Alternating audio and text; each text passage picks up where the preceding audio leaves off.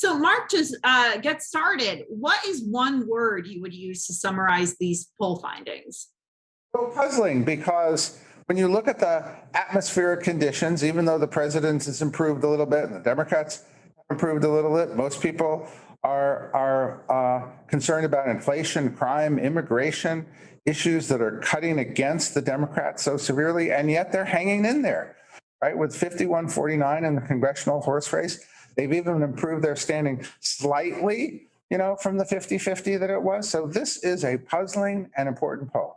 Yeah, and from my vantage point here in Washington and covering campaigns, for the past month, we have seen Democrats really trying to make a lot out of these recent wins for Joe Biden, whether it was the Inflation Reduction Act being passed, or him granting student loan forgiveness, or even the victories for the abortion rights movements in various states like New York or even in Kansas. Do you expect this trajectory to continue for Democrats going into November?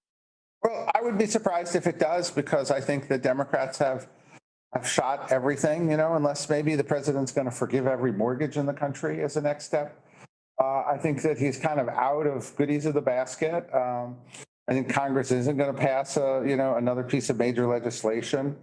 And also, I think that the MAGA speech kind of went too far. And I think that there are a lot of message points here that the Republicans could win on if they start to get their act together.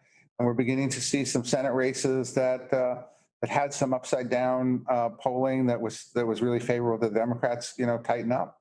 Right, right. And with the MAGA speech that President Biden delivered in Philadelphia, that was so fascinating to me because it seems like Democrats have increasingly been using that message, which shocks me in a way because last year in Virginia, that was Terry McAuliffe's message. And we obviously know what happened there. So, it seems like it's almost for some of these special elections that they've run in, it seems like it's almost a sugar high that this message has been working. So correct me if I'm wrong, but you don't think it's sustainable? Well, look, I think it's a dangerous message, for a lot of reasons. It is genuinely divisive, to the country, number one. Number two, it doesn't go for swing voters, right? I mean, the Democrats are just trying to hold on to their existing voters. And that's really not enough. They've got to make some gains with swing voters. And to make gains with swing voters, you've got to come out of base messaging, like calling, MAGA Republicans semi-fascist. And so I think it can rev up the base. It maybe can increase turnout one or two, but I'm a swing voter kind of guy. Yeah. And so in this position, boy, you can look at this message and say, hey, it's better than what they had, which after all, the president was barely seen as having, being able to give a speech. And certainly he's been ducking interviews for months. I don't think he's done a real interview. And so getting out there swinging, I think helps dispel the notion that he's not an effective president. But I'm really worried about the message itself. That coordinated with kind of what's going on with the Justice Department, that this accentuates kind of the divisiveness. And the main message that voters are saying is, I want everybody to work together. I want to bridge these gaps. And no one is really doing that. And that's why if we do wind up with Joe Biden against Donald Trump, boy, I think there'll be a voter revolt of the center here like we haven't seen. But first, let's get through the midterms. And what I'd say about that is, I think they could have done it in a way that brought the country together and really have expanded their base rather than just kept their base. Right. And speaking of those swing voters, what's the best message for them? Because from the Republican perspective, I'm hearing inflation, crime, the situation at the southern border. But Democrats seem to think over the past month that, hey, abortion could rev up some of these swing voters, especially in the suburbs, especially among white suburban women. What's your view on that? Well, look, it's a 60 to 70% consensus view that the administration is doing a bad job on crime, inflation, and immigration. And so naturally, if you're a Republican, you should be hammering away at those areas where you can achieve national consensus. But I think just hammering away without some programs of your own, without really having a message base, without giving people comfort that you're not going to strip them of all their abortion and other rights, I think is an essential part of where they have to moderate their message somewhat, as well. And I think on the Democratic side, I would have hyped much more of the prescription drug reforms in the bill. I thought that was far and away the most popular thing in the bill, and yet all anybody hears about is electric cars.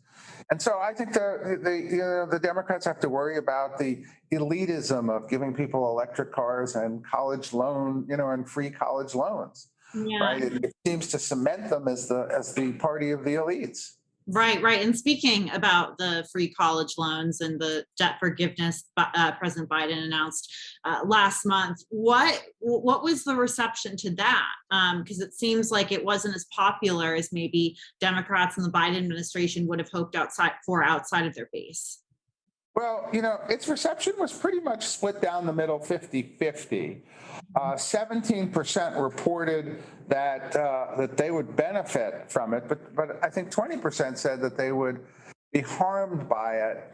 And so, look, among the 17%, I think it operated well. I think there are some vulnerabilities in it that the Republicans have yet to fully exploit. Like, hey, it's unfair. I'm a welder. Nobody gave me, the benefit.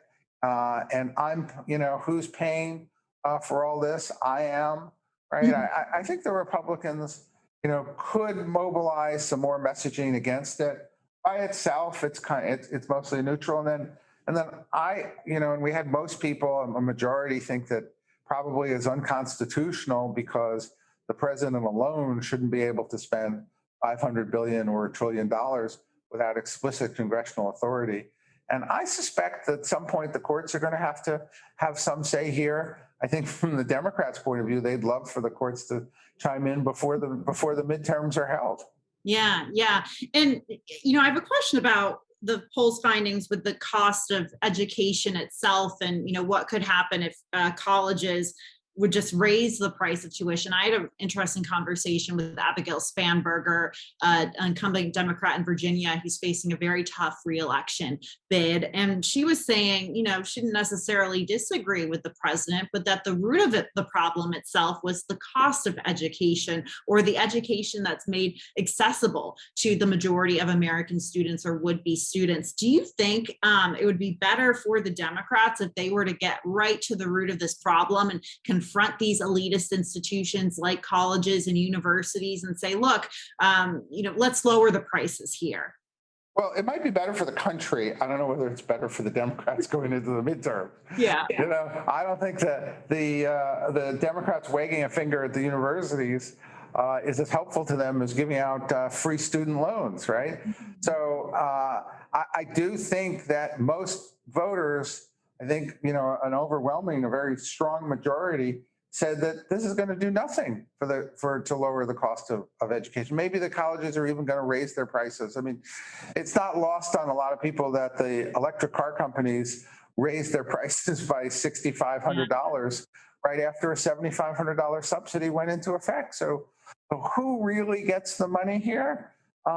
It's an interesting thing when you give the loan forgiveness after the tuition has been charged. But I think in expectation of further, loan dismissals, I think colleges here have some more room. But you're exactly right. If you're a Democrat in a marginal district, you want to take advantage of some people being happy, but you don't really want to put it out front as a major message, because there's really potential rebound there, and particularly in more fiscally conservative suburban tax-paying districts where they really feel that they wind up footing the bill.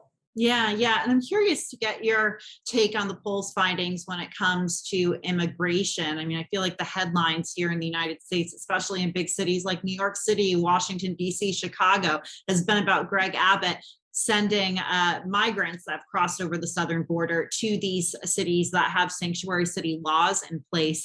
Do you think any of that has somehow impacted the polls finding on immigration, or has there not been as much movement there? When it comes to political stunts, I think what Governor Abbott is doing in Texas is really the best, really the best one. I think it is working like a charm. Uh, the mayors in these cities are going hysterical about relatively small numbers of migrants compared to what Texas is seeing every day. If you notice in the poll, the one area where the president went down 2 points is immigration. And Mhm. so I think that the idea or the message that in fact that the Biden administration policy is nothing more than open borders, I think is really burning through. Now, can that issue be made salient? Well, the more Abbott sends buses around the country, particularly the swing areas, it'll get salient right quick because you can see in the Texas border how even heavily Democratic areas switch because it's really quite salient in those areas where their communities are personally affected. Yeah, yeah. And what about the issue of crime? I remember last year when Eric Adams was elected the mayor of New York City, I heard a lot of moderate Democrats saying, yes, this is the answer to the criticism our party has gotten about defunding the police because this is a, former law enforcement official. He is, probably more tough on crime than say other progressives and such. We've seen President Biden take a tough on crime approach when it comes to providing more of that funding to law enforcement. He's changed a lot, or revamped, I should say, a lot of his language when it comes to that.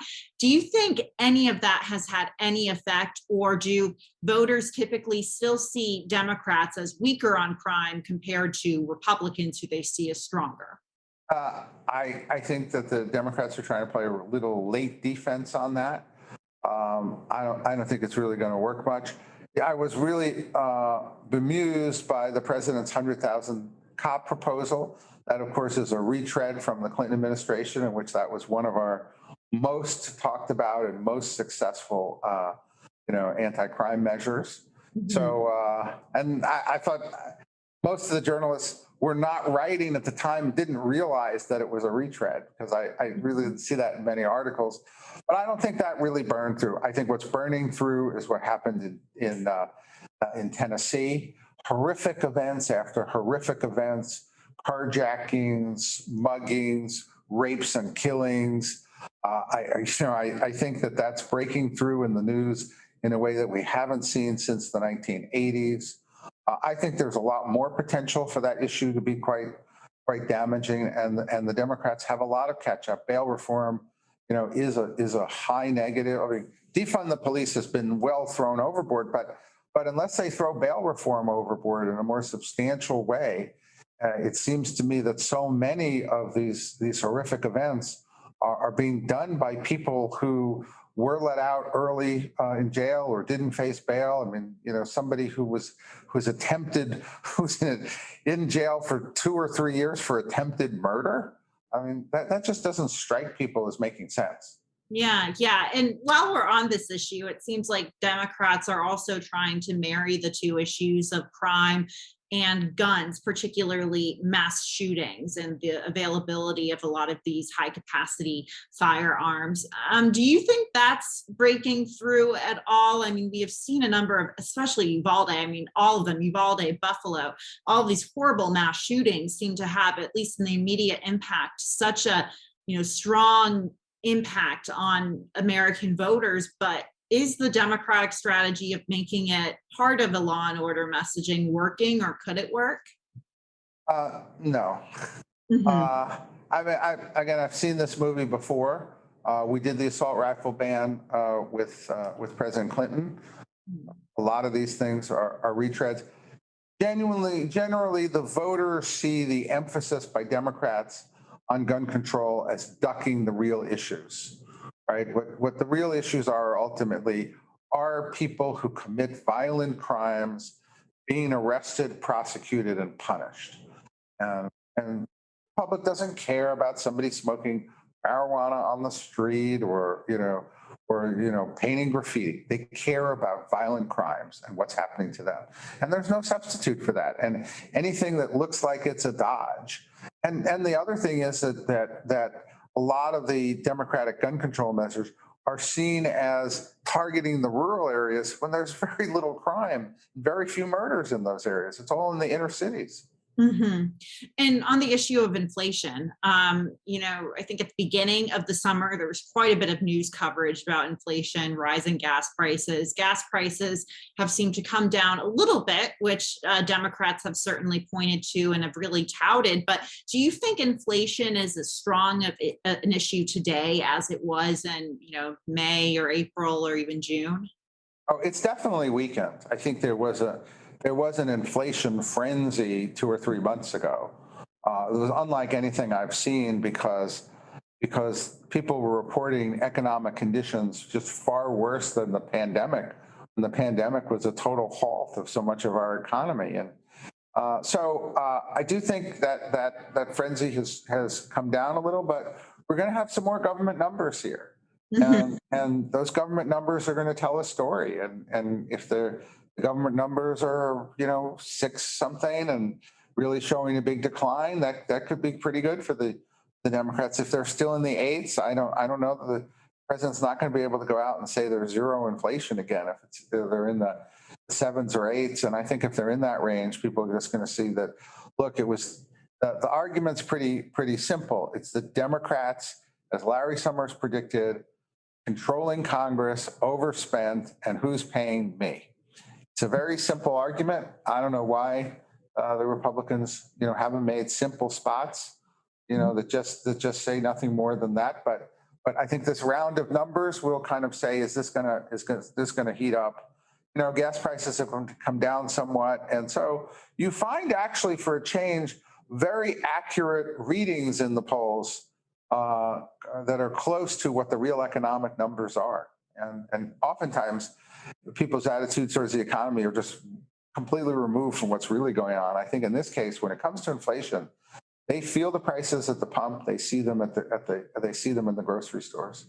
Yeah, it's fascinating. I know we only have a few minutes left, but wanted to get your take on the findings in the poll on the FBI Justice Department investigation into Trump and those documents. Were you surprised by what you saw?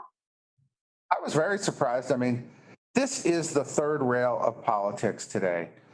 What the Justice Department is doing and the way they're doing it has a maximum potential for dividing the country even further.